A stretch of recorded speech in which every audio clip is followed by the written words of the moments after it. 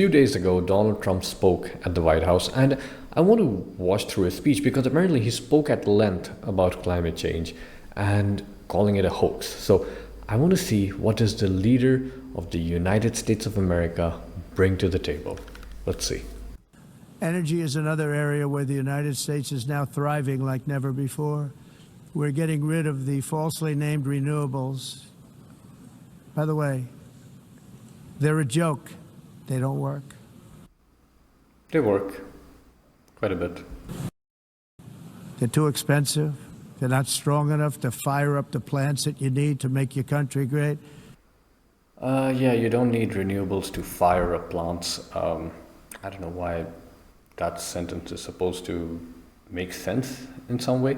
And they're not expensive. Nuclear and solar at this point have advanced enough that they are the cheapest forms of energy out there, especially solar. It's cheaper than fossil fuels in any form. The wind doesn't blow. Those big windmills are so pathetic and so bad. They work, but it depends where you put them. So solar, wind, you really do have to see what the potential output is for an area, and then you decide whether or not you would have them there. So expensive to operate. Every energy production facility is expensive to operate. That's not really a contentious issue in any shape or form. Some would even say that, hey, running a thermal or a nuclear plant is going to be more labor and resource intensive than something like a solar farm. And they have to be rebuilt all the time, and they start to rust and rot. Most expensive energy ever conceived, and it's actually energy. You're supposed to make money with energy, not lose money. You lose money, the governments have to subsidize. You can't put them out without mess. Had to. Solar, for example, has already advanced enough that it doesn't need subsidies. But of course, if you want to encourage social change, if you want to let people transition over rather than do it out of pain, you provide incentives. You make it easier for them to transition, and so that's why subsidies exist. It's to encourage growth in a particular direction rather than wait for people to do it out of pain, because that's always more painful. Of subsidies. And most of them are built in China, and I give China a lot of credit. They build them, but they have very few wind farms. So why is it that they build them and they send them all over the world? Because it makes them money. That's why they export it. They are the leaders in renewable energy at this point, so naturally they have the products that they can sell to the world and the world needs. It's pretty simple. They barely use them. You know what they use? Coal. They use gas. They use almost anything, but they don't like wind. But they sure as hell like selling the windmills. Yeah, as I said, if they don't have the potential for wind, they were historically a lot on coal and diesel and natural gas, but they're moving off it. Yeah, they're transitioning faster than their own goals that were set. I think start of this year they crossed their 2030 targets, and they'll keep going. So yeah, if they don't have the potential for wind turbines, they won't maximize it, and it doesn't make a lot of sense in their area. There it makes more sense to have solar, for example, so they'll use solar. And again, China is a diverse topography, diverse landscapes, a lot of latitudes to cover, so it's not a one solution fits all. It really depends on the local context of what kind of renewable energy is the most profitable for you. Hydroelectrics, for example, they're really into that. Makes a lot of sense. They have a lot of rivers that they can tap into. Europe, on the other hand, has a long way to go, with many countries being on the brink of destruction because of the green energy agenda. And I give a lot of...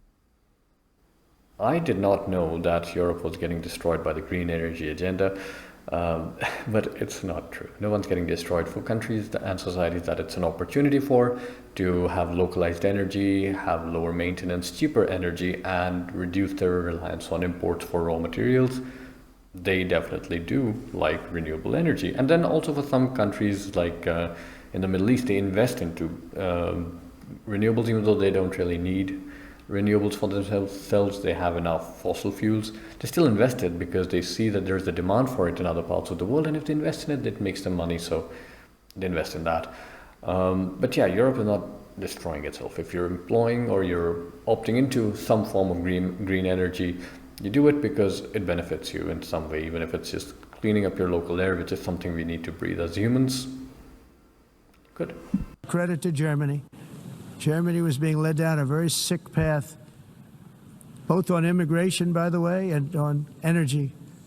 They were going green, and they were going bankrupt. They were going green. I remember that. They shut down their nuclear power plants, and then they went back to burning diesel and whatever fossil fuel sources they had.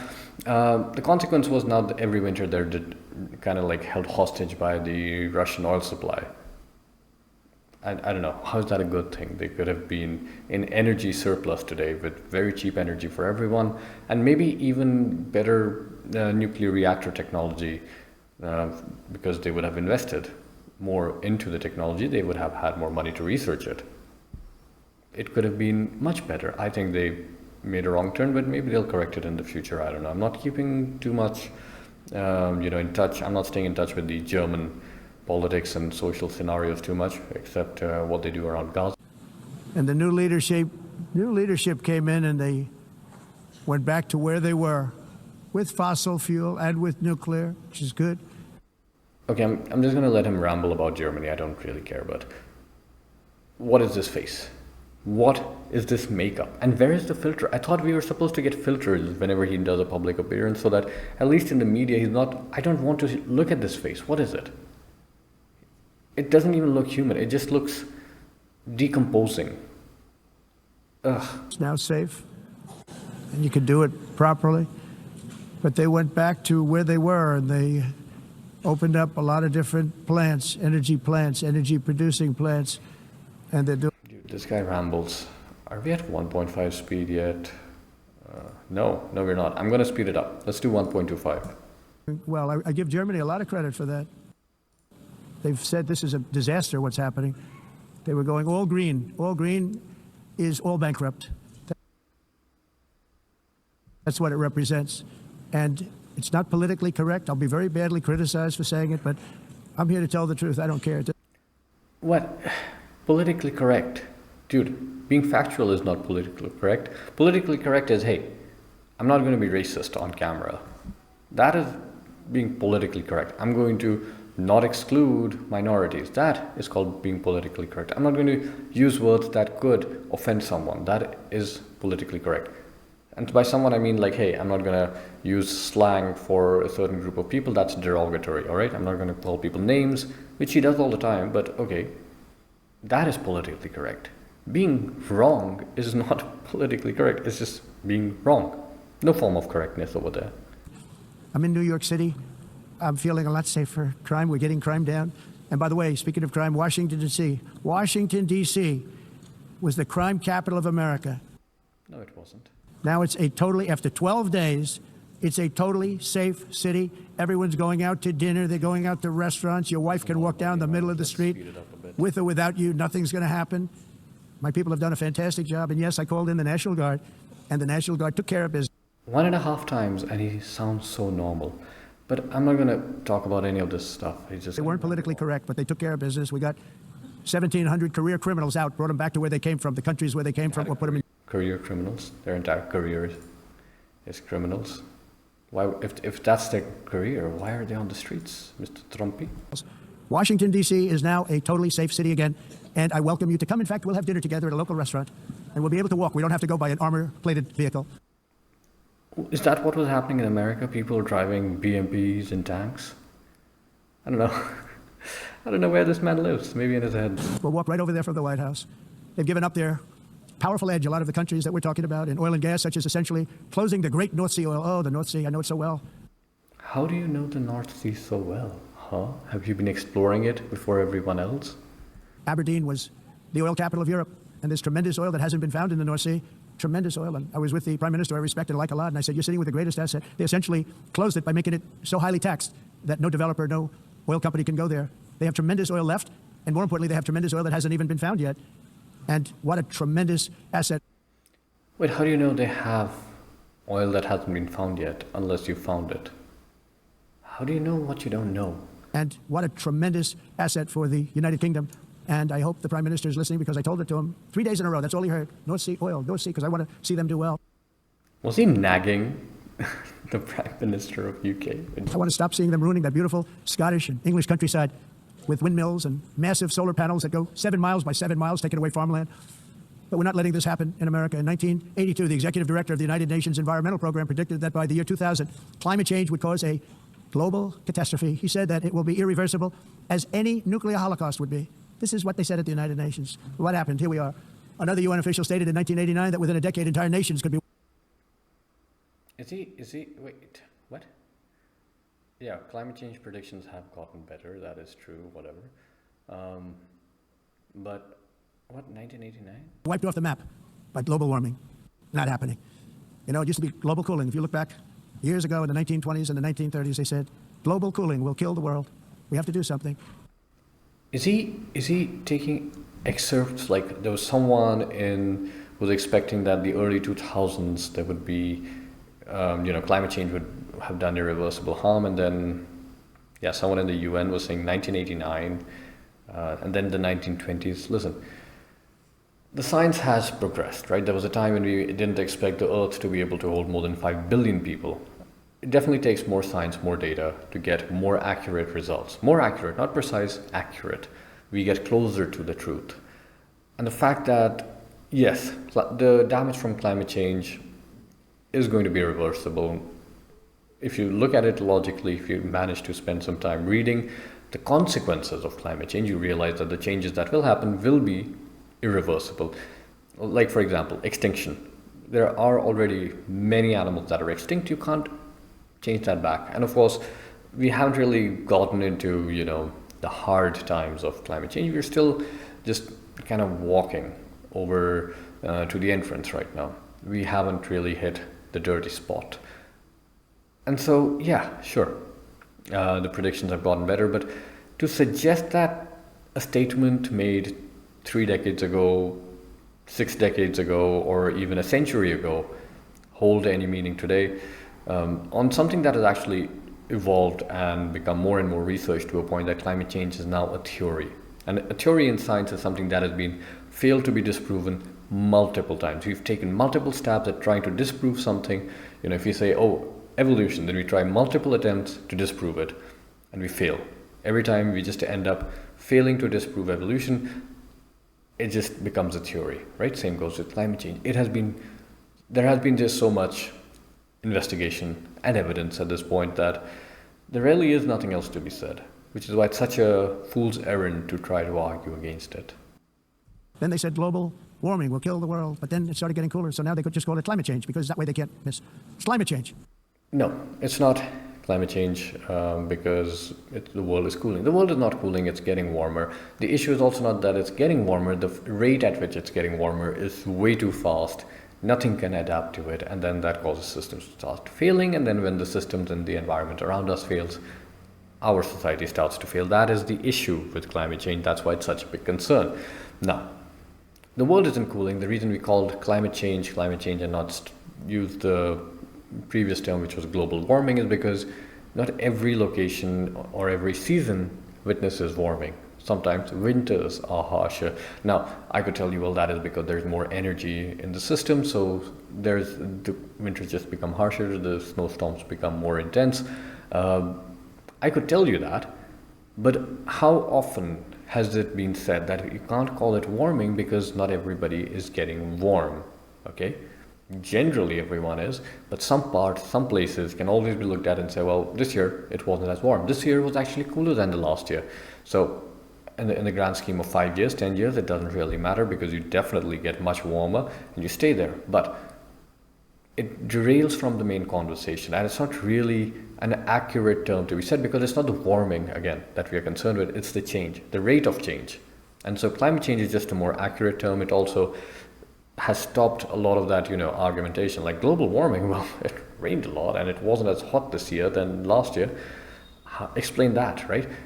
It just takes away from the actual conversation and science. And so to stop that, we move on to climate change, a more accurate and less contentious term. If it goes higher or lower, whatever the hell happens, this climate change, it's the greatest con job ever perpetrated on the world, in my opinion. In his opinion. Dude, He's just like wrong about everything. And I have to wonder, does he just dream up things and just wake them and be like, oh yeah, that's what happened? Just thinks his delusions are reality? Because none of it is true, but he just says it. I don't know, is he living like maybe 50 years in the past, where, there was a time when solar panels were just a very niche application. You could not afford to have solar panels installed. It made no financial sense. Is he stuck in that time where he's like, oh yeah, these things just don't work. It's the stupid scientists, right? The scientists are the stupid ones. Climate change, no matter what happens, you're involved in that. No more global warming, no more global cooling. All of these predictions made by the United Nations and many others, often for bad reasons, were wrong.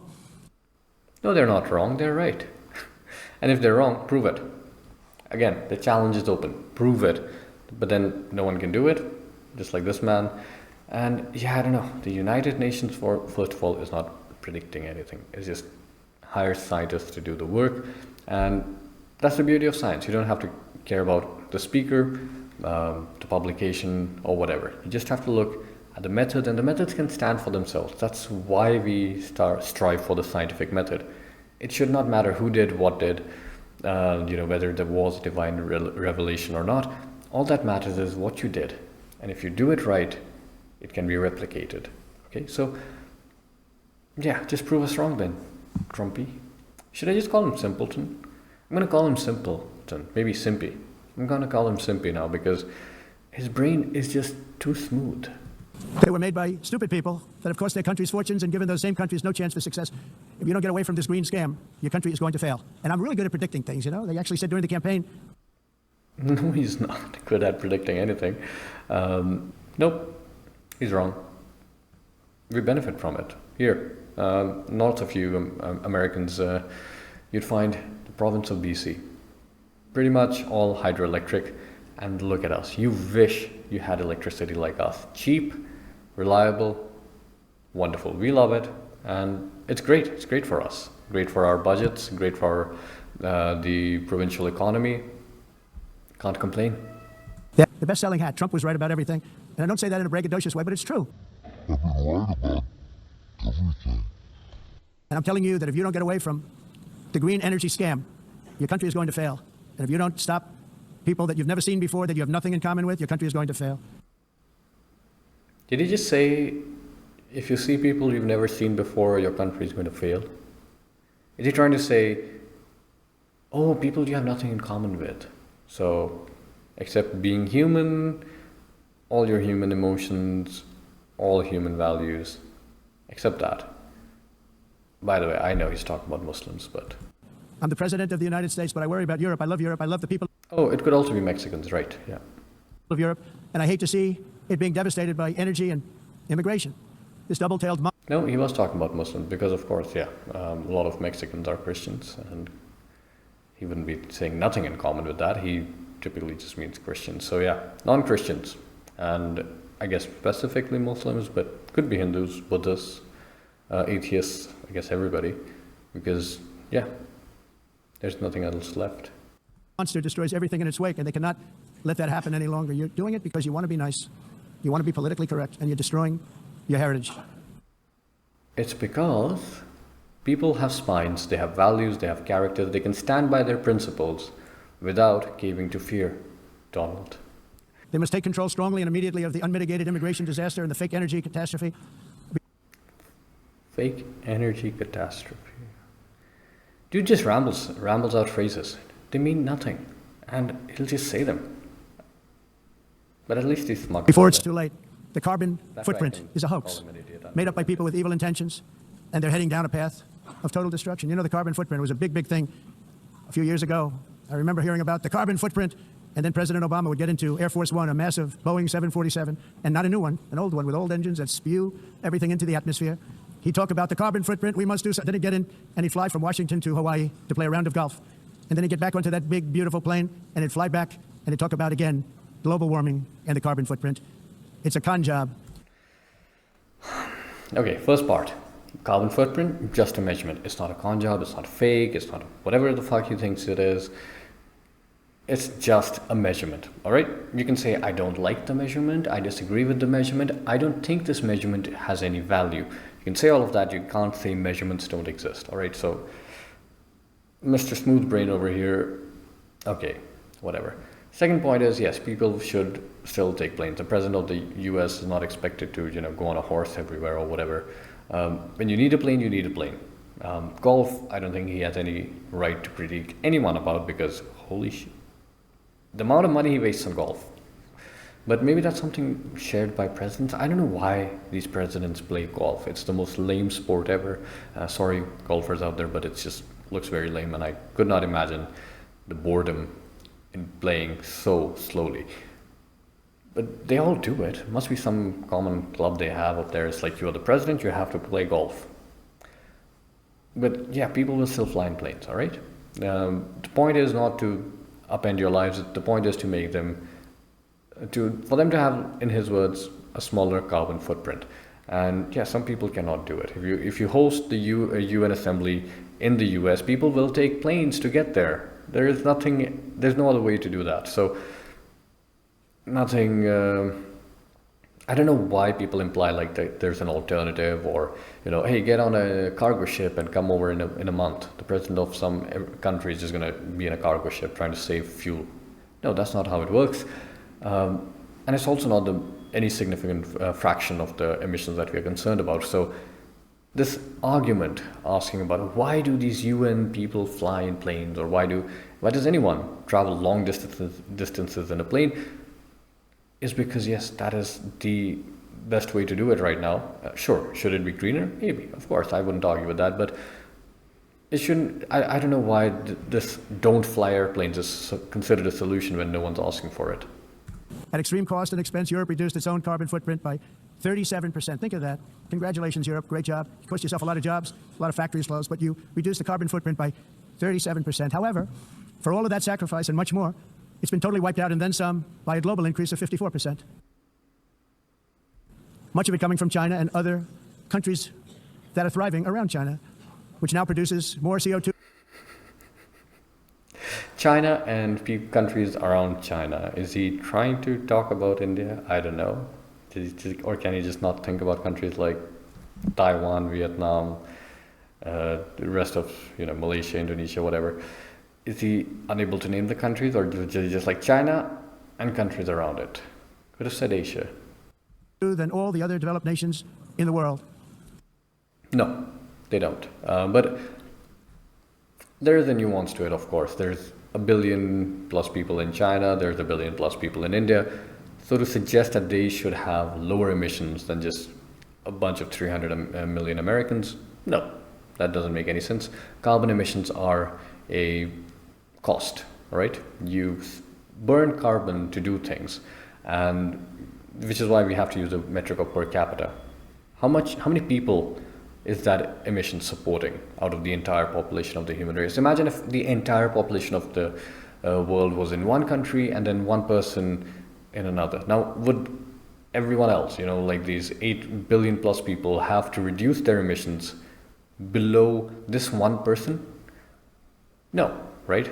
Their emissions will definitely be higher, and we would compare the functioning of these two countries on a per capita emission basis, right?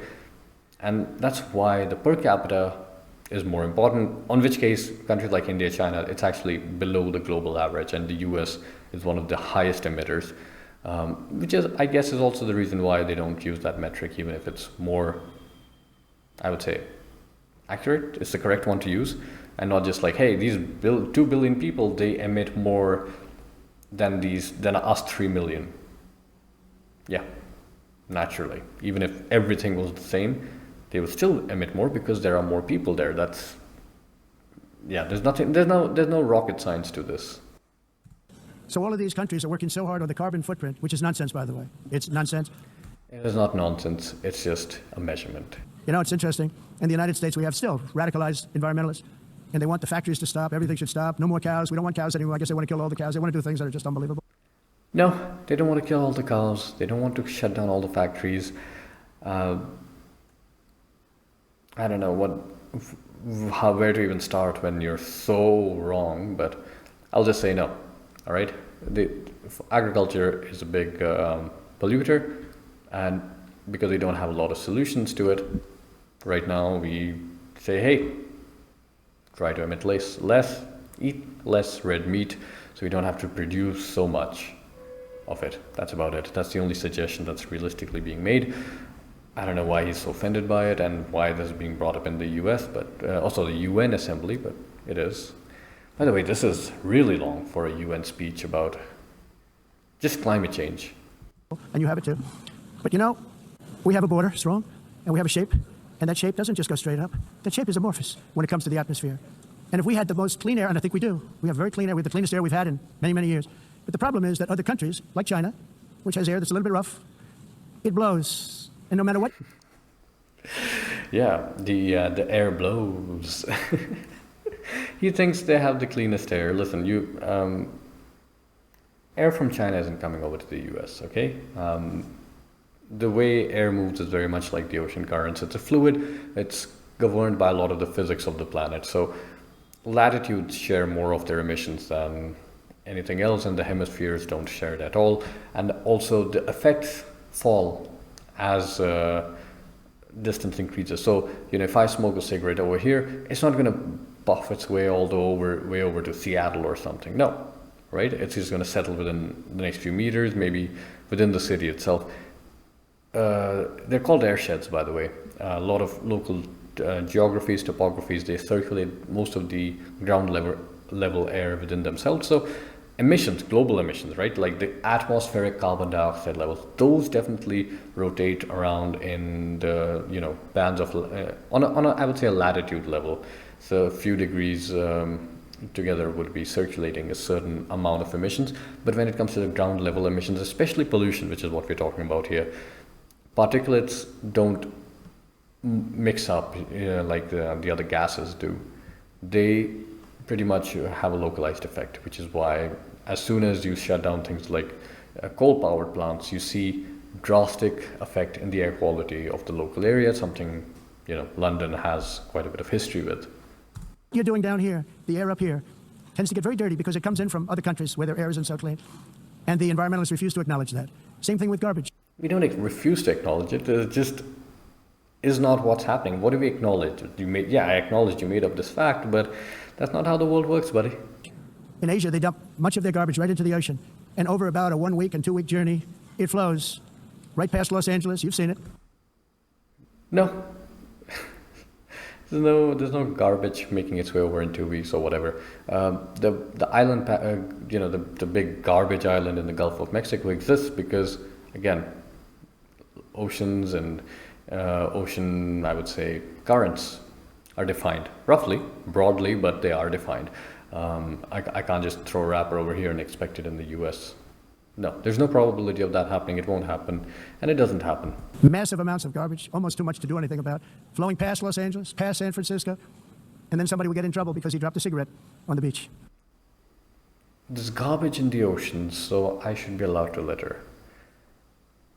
My man here is smooth in the brain. There aren't any wrinkles in there, are they? Am I picking on the destitute? Jesus Christ, man. The whole thing is crazy. The primary effect of these brutal green energy policies has not been to help the environment, but to redistribute manufacturing and industrial activity from developed countries that follow the insane rules that are put down to polluting countries that break the rules and are making a fortune. They're making a fortune. European electricity bills are now 4 to 5 times. The whole aspect of putting industries in other countries and using their cheap labor and lack of regulation is so that the products are cheaper for the Americans, and they require less investment that way. The governments over there will also sometimes give massive subsidies because they're looking for employment and they're looking for money to come in. That's kind of the situation the US has worked, especially since World War II, to put itself in. If you saw my review of the book, The End of the World is Just the Beginning, we talk a bit more about that in the finance part of the book, but what he's talking about has nothing to do with the green agenda. It has to do with the fact that this is the economic policy that the US has chosen for itself and its allies. So, I don't know. Again, he's a simple man. I don't want to speak too harshly to him, but dude, this is retarded. It's more expensive than those in China, and 2 to 3 times higher than the United States. And our bills are coming way down. You probably see that our gasoline prices are way down. We have No, they're not. You guys have terrible inflation, and yeah, China is way cheaper and doing much better. Yeah, progressively too. An expression, drill, baby drill, and that's what we're doing. We're going to be much lower in a year from now, but they've come way down over the last year. An expression, drill, baby drill, and that's what we're doing. We're going to be much lower in a year from now, but they've come way down over the last year.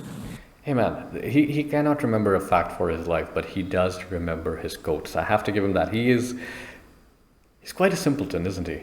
As a result, every air conditioner is like very uncommon to see one in some of these countries because the electric cost is so high.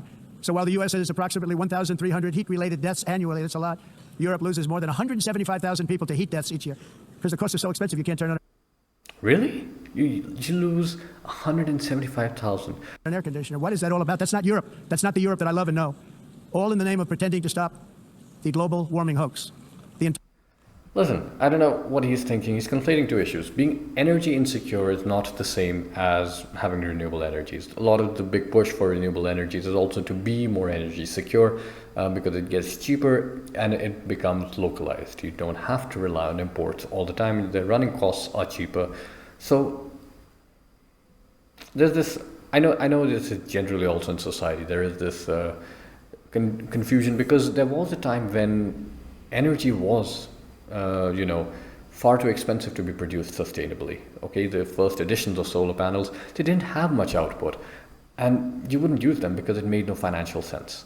But that has changed, right? Because we invested in those technologies back then, there was money to do more research, and even today, the more we invest into these technologies, the more money there is to do research into these technologies. And what do you get? You get better technology. So newer iterations come because the older ones have been invested into, and technology gets more efficient, it gets better.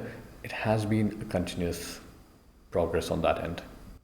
Entire globalist concept of asking successful industrialized nations to inflict pain on themselves and radically disrupt their entire societies must be rejected completely and totally, and it must be immediate. That's why Okay, what he's talking about is developed nations are asked to, hey, you need to foot the bill mostly for climate change and support the developing world to, not emit as much. It feels unfair to the developed world. They're like, well, why should we pay? But it's because you made the mess, all right? The US, a country like the US, countries in the EU, they have higher per capita emissions than the, global average. Why? Because the entire mess of the climate change came into being because these countries were developing, right? When they were developing, they emitted profusely, and now we're in this pickle. Now we're in a pickle where we have to basically cut down on emissions. But there are still countries like India who are still developing, and they say, hey, why should we sacrifice our development for the mess you made, right? And so the argument is that, hey, the country that made the mess should clean it up. Okay, if you are now developed, well, you should invest back into green technologies so that we, and I'm speaking as a lesser developed country or a developing country, we can then have access to cleaner technologies without sacrificing our development, because nobody says, hey, I'll stay poor so that the rich can, not have to pay into the cleanup, right? Nobody says that. If you made a mess, you clean up your share of the mess, keep it proportional. That is the concept. I know this man does not understand fairness or what is just, but that is the whole argument, which is why these debates and these discussions, when you have something like the G20 and, the climate accords, that's what these discussions mostly are. Like, what is the just amount of investment and commitments that every country should make? And they're not the same for this very particular reason. A country like Zimbabwe, if it has to modernize, no one is going to say it should have the same amount of control or restrictions in its emissions as a country like the US or even India, right? Because they are in a different level of emissions, and they have a different amount of contribution to the historic emissions that have put us into this mess of climate change that we're in. I hope that clarifies it, and let's see where this man keeps going, because he's just... America withdrew from the fake Paris Climate Accord, where, by the way, America was paying so much more than every country. Others weren't paying. China didn't have to pay until 2030. Russia was given an old standard that was easy to meet, a 1990 standard. For the United States, we're supposed to pay like $1 trillion. And no, they don't have to pay $1 trillion in the Paris Accords, but yes, this is what we were discussing, that there's a disproportionality based on the historic contribution and the future needs of a country. That's where these disparities, or you could say unequal targets are. Not everybody has the same targets all throughout the planet when it comes to climate change and emissions. I said, this is another scam. The fact is, the United States has been taken advantage of by the world for many, many years. You know what I find ironic is this man has run so many scams on his own countrymen, like legit scams, that if he had not won his seat, he could very much be sued and turned into a criminal for that. From pyramid schemes to crypto scams, he's done it all. And then he just throws the word scam left and right like it has no meaning. It's just a bit ironic, isn't it? Not any longer, as you probably noticed. I unleashed massive energy production and signed historic executive orders to hunt for oil, but we don't have to do much hunting because we have the most oil of any nation, anywhere, oil and gas. So you signed hunting orders when you don't have to do much hunting? In the world, and if you add coal, we have the most of any nation in the world. Clean, I call it clean, beautiful coal. You can do things today with coal that you couldn't have done 10 years ago, 15 years. So I have a little standing order in the White House. Never use the word coal, only use the words clean, beautiful coal. Sounds much better, doesn't it? And I say clean, beautiful shit. Sounds much better, doesn't it?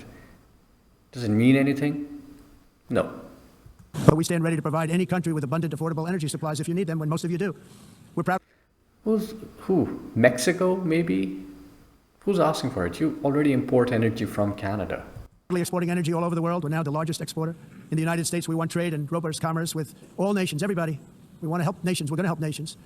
Yeah, sure. But it must also be fair and reciprocal. The challenge with trade is much the same with climate. The countries that follow the rules, all their factories have been plundered. Okay, that's about it. Didn't really have any strong argument or anything I could deep dive into. But of course, a lot of big global trends that he did bring up, and all I could do was just add a bit more clarification. But maybe you have someone in your life, or maybe it's yourself, maybe it's someone else who does see all these trends, these statements, and they believe in them, but they don't know the truths or the half-truths, which is basically lies, truths and lies. If you can't tell them apart, you need more information. I'll share this website with you. It's called Skeptical Science, all right? And they go through a lot of these myths, right? There is a lot of fact-based information you can find in here, and it has existed for a long time, so there's nothing that's new or did not exist before.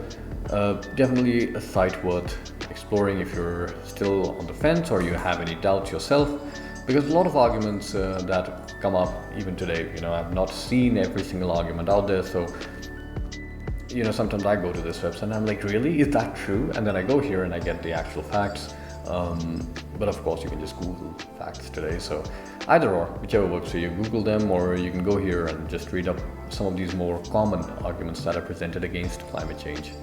Regardless, that's it. I think this will be my second video on Donald Trump, and I have seen enough of this simpleton to really tolerate more videos on him. I'm going to move on to another topic. I was going to make a video on Mike Israel, right? I saw him defending Hussein Farhad, and especially through Jeff Nippert, and the way he was misrepresenting stats and figures and just the science in general.